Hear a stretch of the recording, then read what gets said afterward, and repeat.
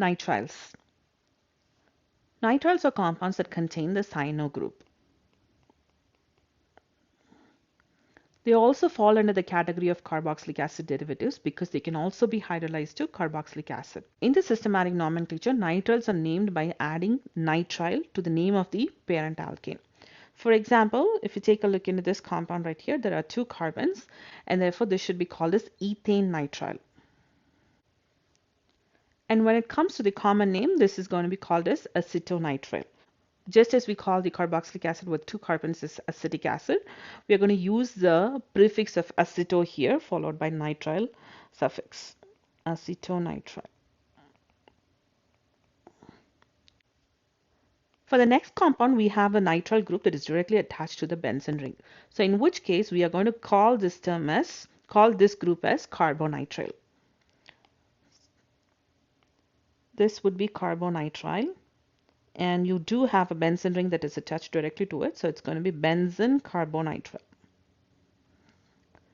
And for the common name, this is going to be benzonitrile, And obviously, you have to find a way to memorize the common names.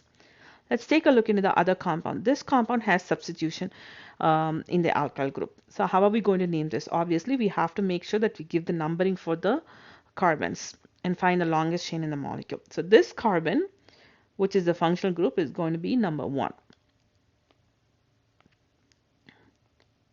And you're going to find the longest chain in the molecule.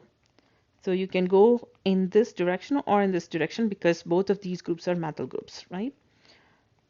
So the longest chain has got totally 6 carbons. Therefore, this should be hexane nitrile. And you also have a methyl group that is attached in the 5th position of this hexane nitrile. So it's going to be 5-methyl hexane nitrile, and there's not going to be any space in between. Okay. When it comes to the common name, remember we have to use the Greek letters alpha, beta, gamma, delta, right? So this carbon is alpha, this is beta, this is gamma, and this is delta. So it should be delta methyl. And since we have a total of 6 carbons, right, in the longest chain, it's going to be capronitrile because the prefix for 6 is going to be capro, right? So capronitrile. Let's go ahead and do the next one. So here, this is the functional group. This is the functional group.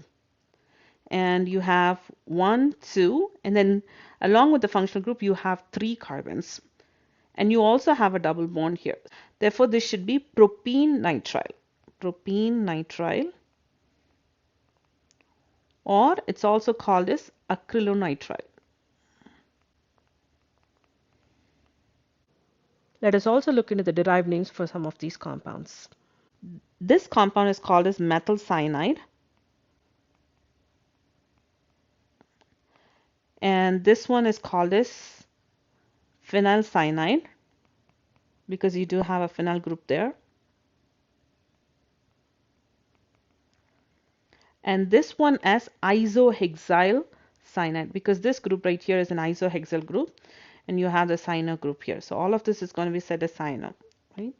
So this is called as isohexyl cyanide.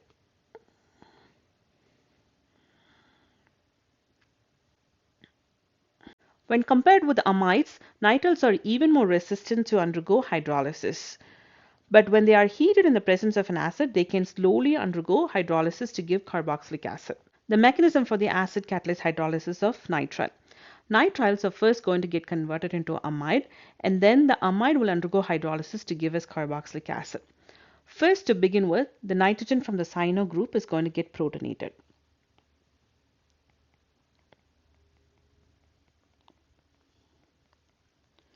Once this nitrogen is protonated, this is going to make this carbon electron deficient.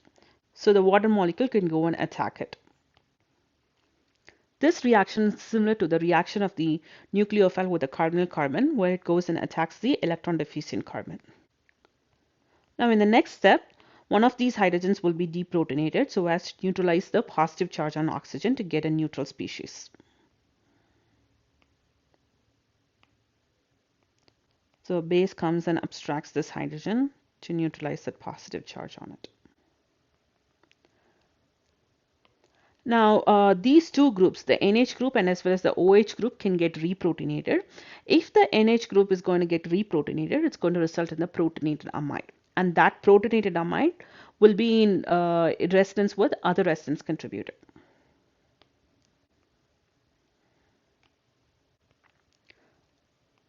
So this is one resonance contributor of the protonated amide. You can also have another resonance contributor where these electrons are going to hop in to neutralize the positive charge on nitrogen.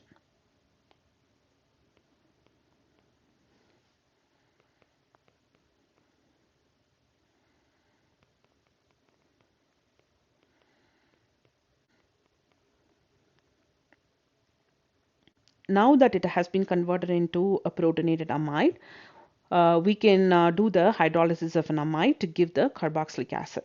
So this is going to happen in several steps.